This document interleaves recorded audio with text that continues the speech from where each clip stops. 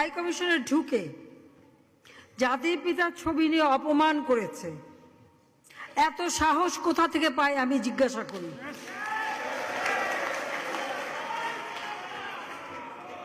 আমি জানি না আমাদের হাই কমিশনে এখন কারা বসেছিল এবং তারা সেখানে কিছুই করতে পারলো না কেন, সেটাও বড় প্রশ্ন।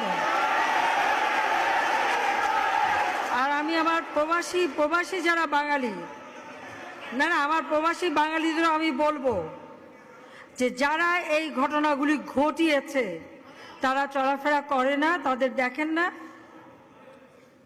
যে হাত দিয়ে জাতির পিতার ওই ছবি নিয়ে তারা ভেঙেছে, তাদের যা উপযুক্ত করা উচিত সেটা করতে হবে। কারণ জাতির পিতার নাম মুছে ফেলার চেষ্টা করা হয়েছিল, তো তারিখ যেহেতু দূরের কথা, ওর বাপ তো চেষ্টা করেছিল এই নাম মুছতে, ওর বাপও চেষ্টা